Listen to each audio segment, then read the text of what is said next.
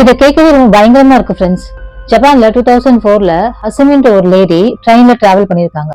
Train எப்பவுமே 10 மினிட்ஸ்க்கு once ஒரு ஸ்டேஷன்ல நிற்கும். ஆனா இன்னைக்கு வழக்கத்துக்கு மாறா 20 மினிட்ஸ்க்கு அப்புறம் தான் ஒரு ஸ்டேஷன்ல நின்று இருக்கு. ஹசுமிக்கு ஒண்ணுமே புரியல. ஏன்னா அந்த ஸ்டேஷன் அவ முன்ன பின்ன பார்த்ததே கிடையாது. அவ இறங்கி பாக்குறா, அந்த ஸ்டேஷன் ரொம்ப டிஃப்ரெண்டா இருந்திருக்கு. அதாவது எப்படின்னா ரொம்ப டேமேஜா, அங்க இருக்க திங்ஸ் எல்லாமே ரொம்ப பழைய பொருளா, ஏதோ பில்டிங்ல உடஞ்சு போயிட்டு அந்த காலத்துல பில்ட் பண்ண ஒரு பில்டிங் மாதிரியா இருந்திருக்கு. இவளுக்கு ஒரு சின்ன பதட்டம் வந்திருக்கு. ஸ்டேஷனோட நேம பாக்குறா. ஸ்டேஷனோட நேமு கிசராகி அப்படின்னு போட்டிருக்கு. இவள் இந்த மாதிரி ஒரு ஸ்டேஷன் நம்ம கேள்விப்பட்டதே இல்லையே அப்படின்னு சொல்லிட்டு பதட்டமாவரா. உடனே அவங்க அப்பா அம்மாவை டெக்ஸ்ட்ல கான்டாக்ட் பண்ற. இந்த மாதிரி ஒரு ஸ்டேஷன் நான் கேள்விப்பட்டதே இல்ல, உங்களுக்கு ஏதாவது தெரியுமா அப்படின்ற மாதிரி டெக்ஸ்ட் பண்றா.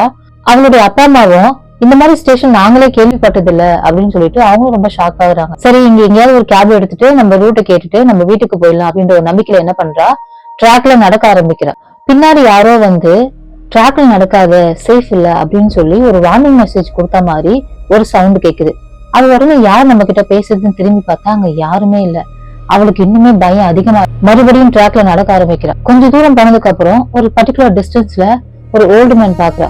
அவருக்கு ஒரு கால் இல்ல. அதே டைம்ல அவளுக்கு தூரத்துல ஒரு ட்ரம் சவுண்ட் கேட்டிருக்கு.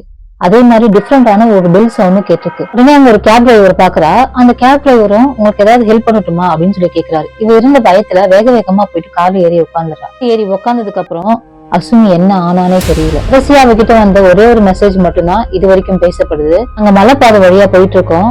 டிரைவரோட ஸ்பீச் சரி கிடையாது, எனக்கு ரொம்ப பயமா இருக்கு, நான் கீழே குதிக்க போறேன் அப்படின்ற ஒரு மெசேஜ் மட்டும் கடைசியா அவரோட மொபைல் இருந்து வந்ததா சொல்லப்படுது. ஜப்பான்ல இது ஒரு கற்பனை கதையாவும் இன்னும் ஒரு சில பேர் ரியல் இன்சிடென்டாவும் நம்புறாங்க. ஆனா இது ரொம்ப ஃபேமஸான ஸ்டோரி. ஏன்னா கிசராகின்ற ஒரு ரயில்வே ஸ்டேஷன் போன் மேப்ல மட்டும் கிடையாது, கூகுள் மேப்ல கூட கிடையாது. இதை பேஸ் பண்ணி தான் 2022ல கிசராகி ஸ்டேஷன் ஒரு மூவியை எடுத்திருக்காங்க. இதை பத்தி அந்த ஜப்பான் மக்கள் என்ன சொல்றாங்க அப்படின்னா, அசுமி வந்து இறந்தவங்களுக்கும் உயிரோட இருக்கவங்களுக்கும் இடப்பட்ட உலகத்துல இருப்பா. இன்னும் ஒரு சில பேரு அவ டைமென்ஷன் போர்ட்டல் வழியா வேற ஒரு உலகத்துக்கு போயிருப்பா அப்படின்னு ஒரு சில பேர் சொல்றாங்க.